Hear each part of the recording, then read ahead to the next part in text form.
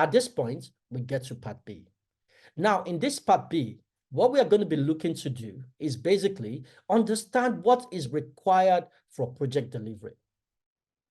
Now, having said so, I said part B, but the second aspect to this part A presentation, the actual part B to this presentation caters for how you start your career, how you sort of get into the project management area. So let's just say at this point, we'll look at project delivery so that I don't confuse it when we get there. You wonder how many part Bs do we have?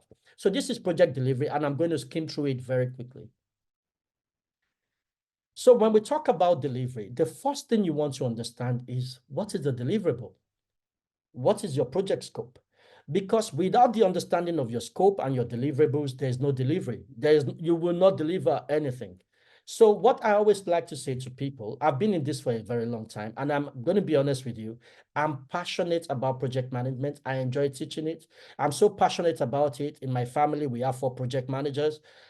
We have mentors here today in Ostratec. We have 5 of them. They've all come through this process. And it's a lot of exciting opportunity and privilege for me to always see someone who never had a skill set in project management really move from that mundane role where it felt like a nothing role to something that is exciting.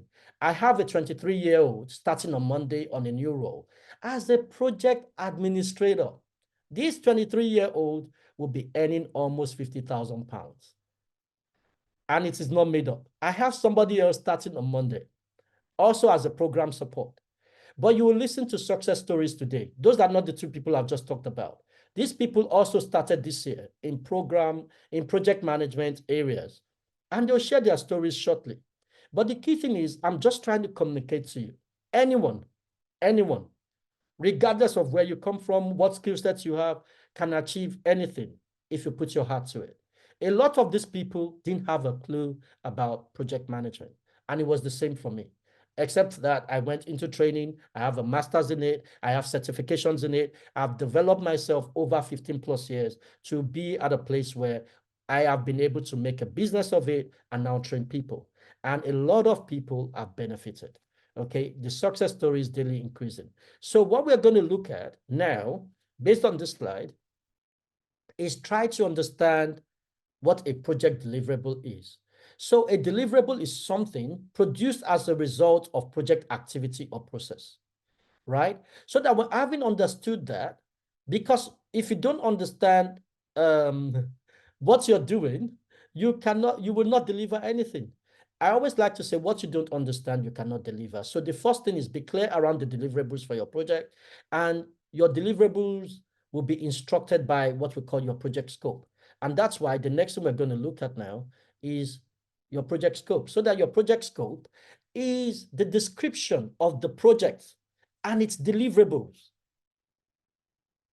Okay, so that, for example, if you looked at a house, you want to, any project, but let's start with a house. With a house, there will be a foundation. You will deliver that. You will make sure you lay your blocks. You will make sure you sort of do the roofing. You will have the electrics. You have the plumbing. You will have every component aspect or deliverable that your client wants, including making sure, as part of your scope, that you deliver the number of rooms that your client has requested. If your client wants a 4-bedroom detached house, all you must deliver is that 4-bedroom detached house to the specification they have requested. That's your scope. It will also be clear what location that house would be in. You will design it, spec it out, make sure that client is happy before you sort of embark on the journey of building. So all of that is making sure you validate your scope definition, what this house should look like.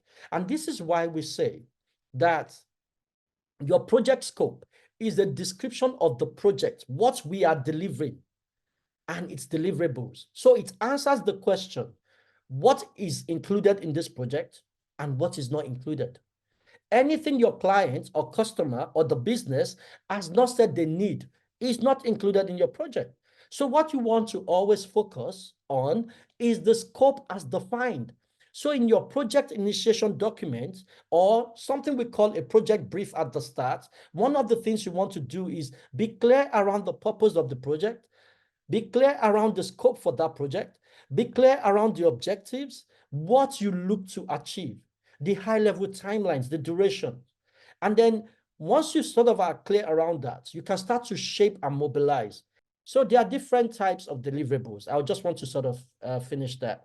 Prince 2 talks about a lot of deliverables, management products. So one of the first ones is your management products, basically looking at your plans, your reports, approach documentation, artifacts that you must deliver, business cases, project initiation documents, statements of works, business requirement documents or statements of requirements. That's what all those acronyms mean. When you listen to this back, it will make sense to you.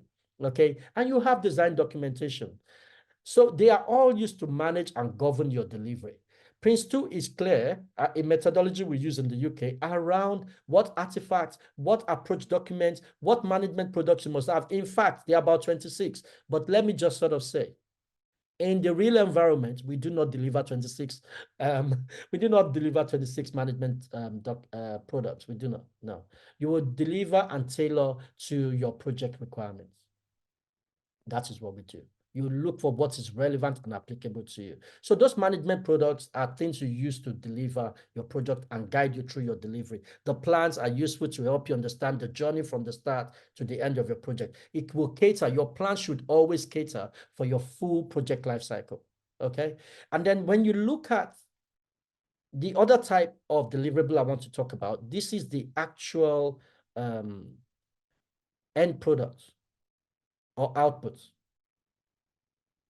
for which you have embarked on your project. It could be a house like we've talked about. It could be a hardware, software. It could be a building application. It could be contracts. It could be process improvement. The actual end product is also a deliverable as part of that project. And there can be a number of products and deliverables within a project arrangement, which you would define as part of the project initiation to sort of understand what the description of your project is. Okay, so scope definition is a key step in project delivery.